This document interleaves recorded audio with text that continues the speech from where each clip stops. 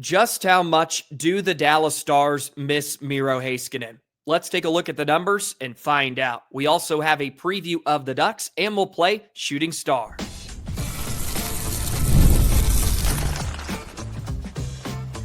You're Locked On Stars, your daily podcast on the Dallas Stars, part of the Locked On Podcast Network, your team every day.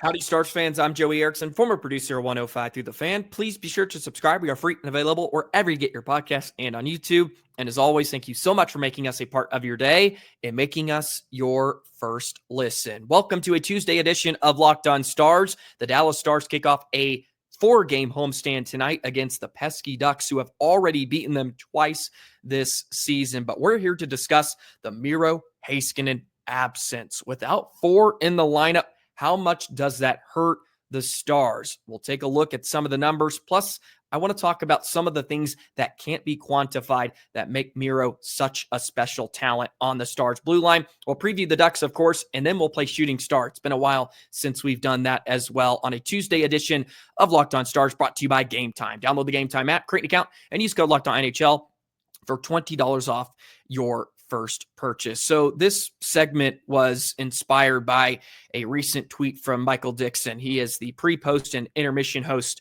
on the Ticket for the Stars. He's an excellent host, and he threw out some of these numbers about where Miro ranks among Dallas Stars defensemen. So I want to get into some of the numbers first. So I'm going to throw a lot at you just to sort of quantify what number 4 does for the Stars blue line. So 58% shot attempts. That is first on the Stars. 60.3 expected goals. That's first. Plus 10.1 expected goals relative on versus off the ice. That is first. And also 4.58 high danger attempts /60.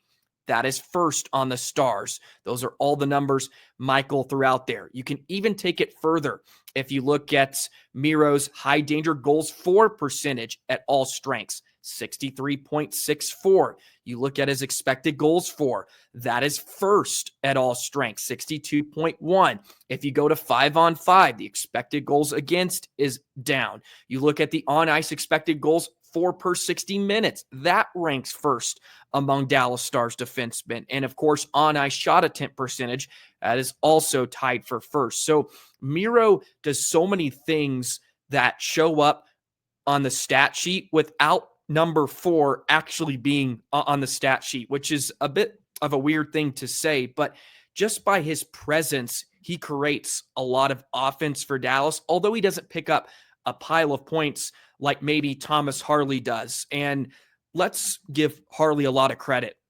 He has been a fantastic fill-in for Miro as the Stars' number 1 defenseman. But we all know how important Miro is to the Stars' blue line. And I think we're starting to see the toll of his absence over the last week or so. It's a lot to handle the responsibility of what Miro Heiskanen does on a night in and night out basis. And maybe Harley hasn't quite reached that level, although he's been fantastic. Look at what he's done on the power play. Look at what he's done offensively. He has absolutely thrived. And he's still been a very quality defender. But when you talk about logging the minutes that Miro does in all situations and the way he can control the game, and this is where I sort of get into some of the characteristics and qualities of Miro that do not show up on the stat sheet. His ability to control the flow of a hockey game is massive. It is massive. The way he can manipulate the play because of his ability to look off defenders and his ability to make that first pass. He gives Dallas another puck-moving defenseman, which they just do not have right now. And you can really see it against teams like Winnipeg and teams like Colorado. When they have some depth, they can just hunt Dallas and they can go after Harley.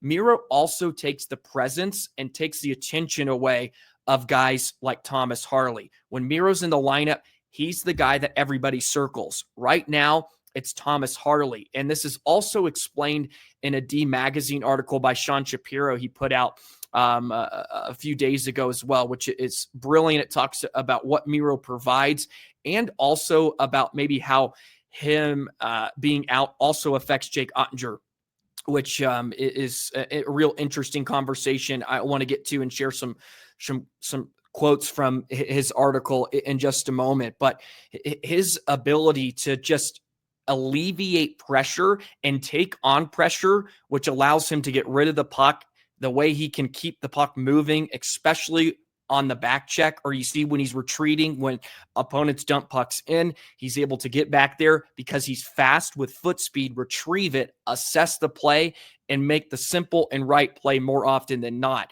And that allows Dallas to be a lot more fluid out of their own zone. We've seen recently how stuck Dallas is in their own zone against some of these heavy forechecks. Dallas could not clear the puck to save their lives. A lot of that can be alleviated by what Miro does with the puck because, number one, he can skate. Right now, the Stars just don't have a lot of defensemen that have foot speed that are quick enough to just get out of pressure and take contact and make, a good, simple, hard breakout pass, right? Dumba, CC, they don't have that type of foot speed, so they're forced to just throw pucks around and just hope for the best, so to speak. Whereas Miro can take on that pressure, he can escape it, draw a couple of guys with him, and move the puck off to an open player, which really frees up the Stars' transition game and off the rush capabilities. They're one of the best rush teams in the entire NHL. And look, Harley's not hurting that by any means, but you talk about the absence of Miro. It's just another defenseman that has, if equal to, if not better, characteristics and traits of Thomas Harley. And that just puts a lot of pressure on Harley, who's played a lot here recently. He's never had to take on that sort of minutes load either in his career. Whereas, Miro has, been tasked with, playing 28 to 30 minutes. It's really 26 to 30 minutes a night here in Dallas this season. So having him back will fix a lot, will fix so much for the Stars. Is it going to be the difference maker in a series against Colorado or Winnipeg? Maybe it is, maybe it isn't, but we all know the best version of the Dallas Stars is with Miro Heiskanen. He's their overall best player on the roster, and he means so much, especially to the stability on the back end. And I showed you some of the numbers. We looked into them a bit. You can find them on Natural Stat Trick as well if you want to take a peek at what he does. And as I mentioned, I think you can circle back. Like, even if you look at some of the offensive numbers, it's not like Miro's piling up a ton of points. He's 25 points this season. That's really nothing in terms of what he's done even in the past. But just the numbers he can help with just by being on the ice, although he may not be picking up assists and goals, is also a positive and something Dallas is missing, because really they have one threat right now offensively, and that is Thomas Harley. CC and Dumba have chipped in a bit. I've actually been rather surprised at how much they've actually kind of contributed to some of the offense. CC the other night had, a handful of shots, and, Dumba is able to get some time. But there's this great quote, and Sean Shapiro put out an article talking and discussing with different scouts around the NHL about the Stars since the Rantanen trade. There's some great stuff. Of course, I encourage you to read it in its entirety. It's on dmagazine.com, but it also shares some things about without Heiskanen, particularly in terms of Jake Ottinger. And there's a quote, and it says, "I like Jake Ottinger as a goalie, but I think a lot of his success can be tied to how confident he is in the defense in front of him," one scout said. "It's not just a hockey thing, but a human thing, right? Didn't he get better when Chris Tanev arrived last season? Didn't he look more confident? I think we've seen the opposite since Heiskanen was injured." And I thought that was really, really, really intriguing. And he went on to say, Sean did, "To expand on this thought, I reached out to a goalie scout from another NHL team to get a view on Ottinger, especially after his losses to Winnipeg and Colorado. From what I've seen, he's been slow to start games, kind of not dialed in right away, the scouts said. Ottinger, once he gets rolling, is a great goalie, but there seems to be times, especially in those games where Dallas dominates possession, that he can get a bit lost in net. And we've seen that a lot. Look at the game the other night against Colorado. We needed to face a ton of shots early. He was excellent. He was superb. And you look at a lot of his games in his career, the more shots he has, the better save percentage and better numbers he puts up. It's when he doesn't get a lot of action is where you see him dip quite a bit. And they talk about, of course, goalie being a mental position. And I find that rather intriguing how even mentally that can maybe affect Otter, where he just doesn't feel as comfortable about what he's seeing or just not as comfortable in net because maybe he puts too much pressure on himself to feel the need to make a big save on every single shot he faces because he knows, well, we're going to give up some chances. And if I'm not almost perfect, more than likely we may lose this game. So maybe there is some of that mentality in Otter's game, which hopefully he's able to get rid of because the Stars are going to be fine. They're going to score enough. That hasn't been the issue recently. Offense has been okay. Although they kind of got, beat around by Winnipeg and Colorado over the weekend. But if he can just hold opponents to 2 because he's given up, 3 and 4 a night, it's just a tough way to live. And as we all know, the difference in Dallas this season, making it to another Western Conference final, is going to be number 4. And we hope he's going to be back. He still has not skated yet. That is the latest update as of about last week. And if he's not ready to go, I mean, you're asking a lot. Can Dallas beat Colorado without him? Maybe. I wouldn't feel very confident. I don't know if I'd pick Dallas. And I hate to even say that, but it'd be hard to even pick him without Miro. But if they get him back, I mean, who knows? And it could be the difference too if he arrives in the middle of a series or he's ready to go from day one. So, man, his absence, I think, maybe starting to take its toll along with everything else over this year for the Stars. And the quicker they can get him back, the better Dallas is going to be. And we all know that. But there's just a lot he can clean up, and he will certainly stabilize the blue line when he returns at some point. And hopefully that is ready for game 1 in April here in a few weeks' time. Okay, let's preview the Anaheim Ducks, who have already taken down the Stars a couple of times this season. Can Dallas get some revenge? Let's take a peek. We'll do that in just a moment.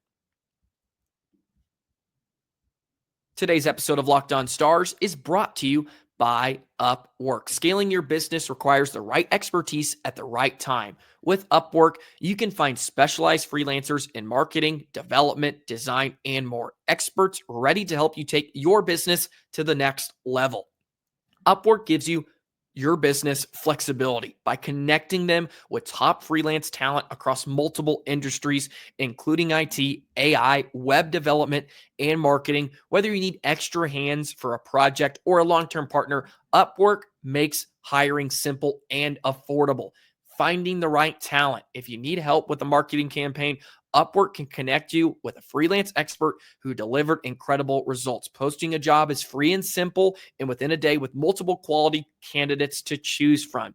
Instead of hiring full-time, Upwork helps find affordable top-tier freelancers to scale your business efficiently. Visit Upwork.com right now and post your job for free. That's UPWORK, Upwork.com, to connect with top talent and grow your business today.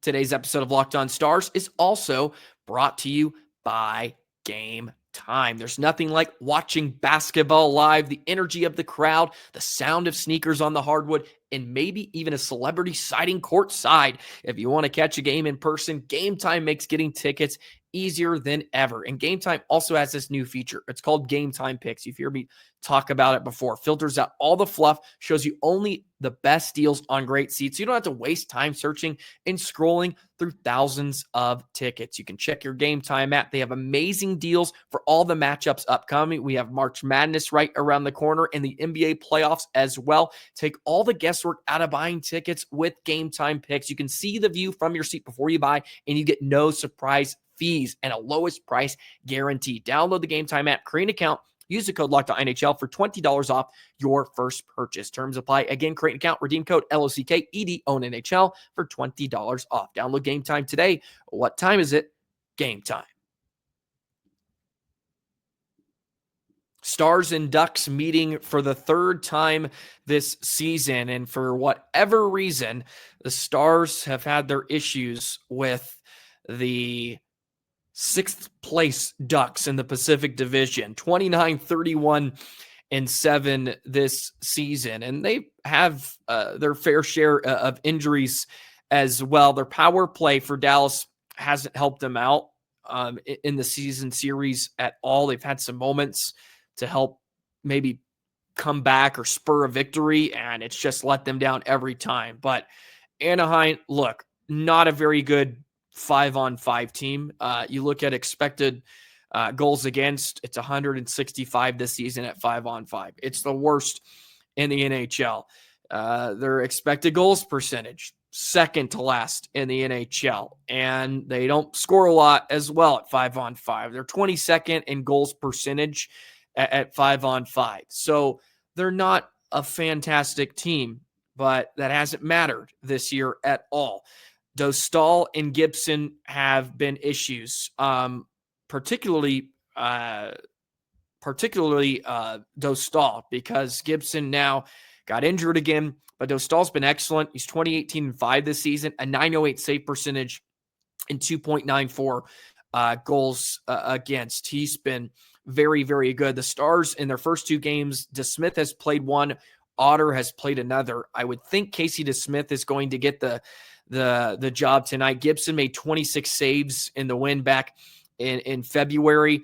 More than likely, we'll see Dostal, who I believe played in that first game against Dallas in a 4-2 win for the Ducks on the road. And yeah, Dostal was in between the pipes for the Ducks, and Dallas had 36 shots. So look, they can be issues and could very well prove to be an issue again here tonight. But I have this feeling that Dallas is going to be very frustrated, and the coaching staff in particular, about the way they finished off the road trip here over last weekend. And we're going to see a team that is ready to get after it.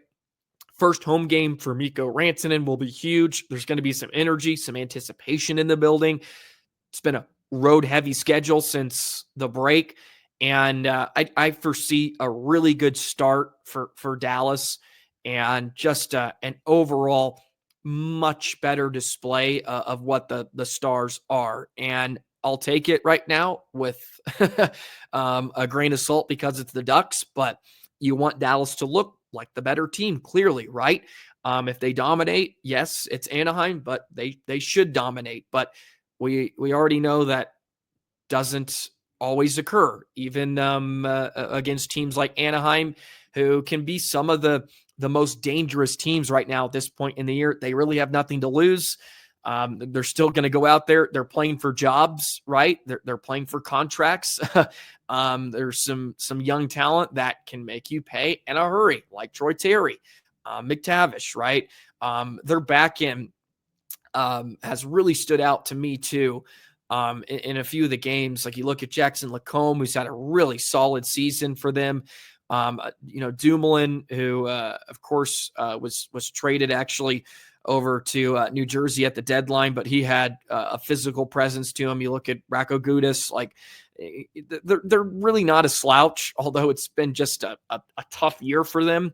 But man, you just hope Dallas comes out, and I think they're going to have a lot of spirit. There's going to be a lot of energy, and we're going to see a much better 60 minutes from the Stars, because even in some of the games, Winnipeg was a bit of a different story, but you look at the game against Colorado, and Dallas was clearly dominated for like 50 minutes, and they still got it to overtime.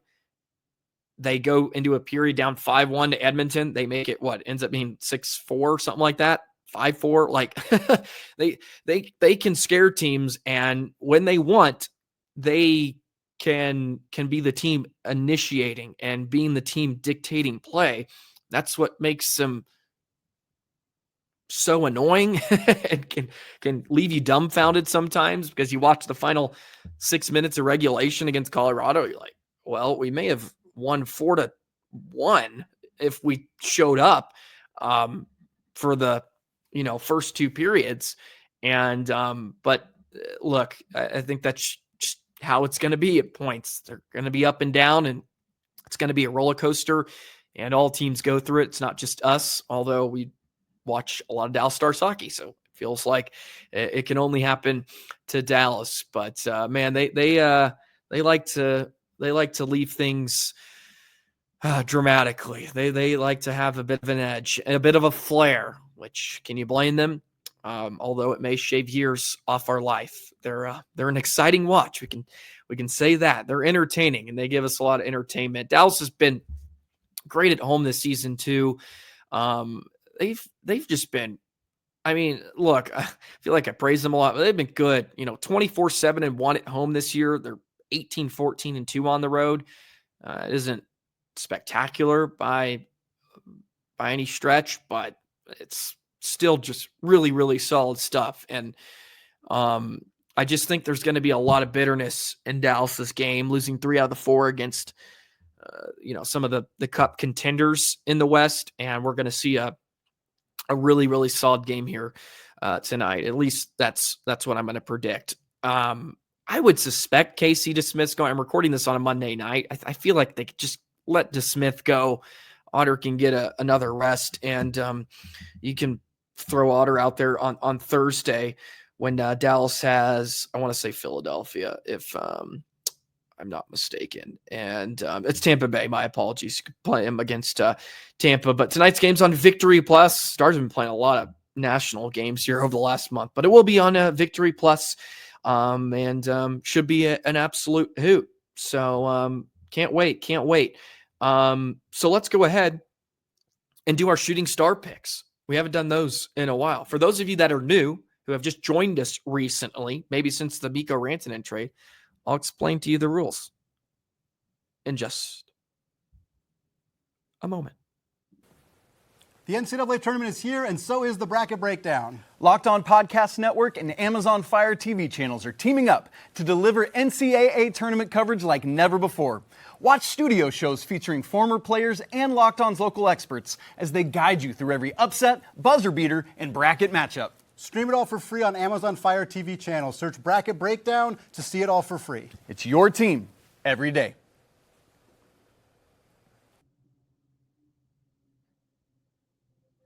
Man, it's a great time to be a sports fan, especially this time of year. March Madness starts in a couple of days. Already got like 3 or 4 brackets in. I'm curious. I know this is a bit of a basketball discussion, but how many brackets do you make? I usually go 3 or 4 on the apps, and then I always print out one, and I use that as sort of my official bracket, the one I pencil in all of my picks. But of course, I get the ESPN app. I put like 4 or 3 in there just to see for it all to get blown up on Thursday after the first games of the day. But man, love me some March Madness. So this weekend's going to be a great time. But back to the task at hand. Shooting star. We've been doing this all year long. I've been slacking a bit. There's just been so much going on, but we do this usually on game days here on Locked On Stars. For those of you that are new, we pick what the prediction is for the MVP. Who's going to be the star of the night, the first star of the night? And they don't necessarily have to score. They don't have to necessarily have a ton of points. Just who is going to be the number one star. And I've been tracking them all down. I have a spreadsheet for every game this season, and I ask you to vote in the comments below, but also on the YouTube community tab. I post a few options there, and you can also vote there. So pick your shooting star for a Tuesday, March 18th.